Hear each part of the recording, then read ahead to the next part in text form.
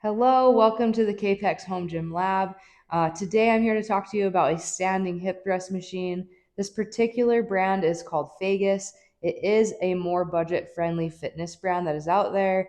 I had to snag this up because recently I watched Lindsay from Garage Gym Reviews review the Gronk Fitness standing hip thrust machine. So I wanted to compare kind of what I saw versus I know I obviously haven't tried the Gronk Fitness machine, but knowing that the Gronk Fitness standing hip thrust machine is $1,300 and this is $200 at time of purchase on Amazon, I didn't see much of a difference with how it was designed and how it worked. So I really wanted to give the standing hip thrust machine a go. And with its small footprint, it's about 50 inches by 50 inches. It's like 48.5 by 51 and a half, I believe. And yes, that's including the weight horns. So I wanted to give this a go and see if it's any good and if it will grow this peach. All right, I want to go over the negatives first. There are only a few, and I believe that's not too bad for it being a budget machine that it is. So the first negative I found, which is actually really funny to me, the foam rollers came with a pre-installed Vans footprint in the foam that's permanently there. So, and speaking on the foam pads, basically when you get over 100 pounds, the foam is no longer comfortable. It digs into your upper thigh or your hip, wherever you have the foam roller resting when you do the standing hip thrust. So I wish that this was just one thick piece of roller. I wish there wasn't this metal here in the middle because that is also not comfortable to hip thrust against. I'll spare you the details, but yeah, over 100 pounds, it's just not comfortable anymore. So the foam rollers will definitely, I'll have to replace those. They're not comfortable at all. Number two, which this is like such a small annoyance, but it is annoying. Generally, rubber stoppers on the weight horn is a nice touch, but my rubber bumper plates rub up against that and it just makes this terrible loud squealing noise. So an easy fix is just I added these weight clips first and then I add my bumper plates and that keeps the sound from squealing. When you stand up with this movement, the weights just tend to spin, and when it's up against that rubber, it's just really annoying. Another small, very small thing is this pop pin it's all chipped up, which kind of sucks because it's like the only red on this hip thrust machine. So it kind of sucks that it's already like just like scraped up and looks crappy. But like I said, between that and this footprint, that was the only cosmetic thing that I could really see.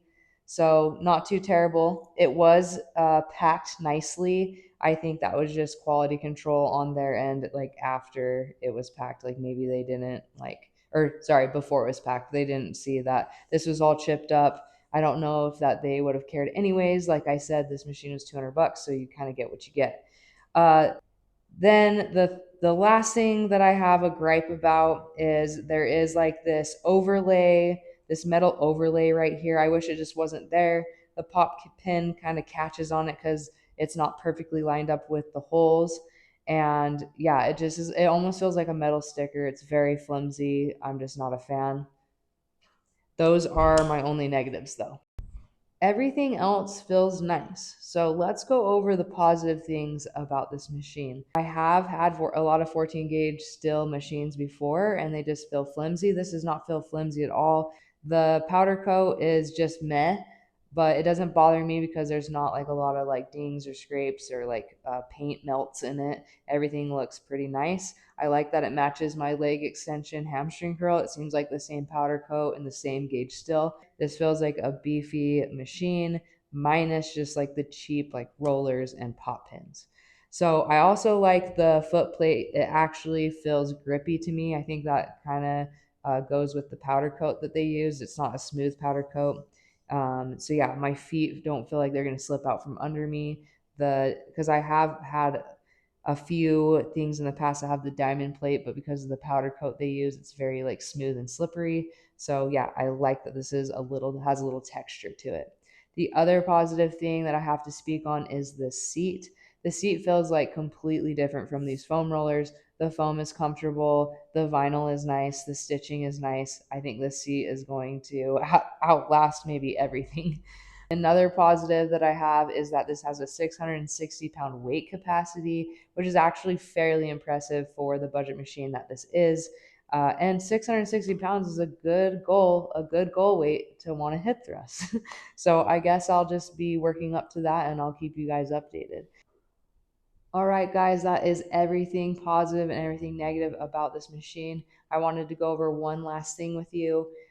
If you are someone like me and have had bulge discs in the past and traditional hip thrusts hurt, this machine, I'm happy to report, was nice to my lower back. I didn't feel the discomfort I generally feel when doing traditional barbell hip thrusts. That is the main reason why I purchased this. I wanted to see if there was a hip thrust variation out there for me that I could perform without getting that tension on the low back. So if you're someone who has lower back pain and there are certain movements that are uncomfortable for you, I'm happy to report that this might be the answer. And for $200, what really do you have to lose?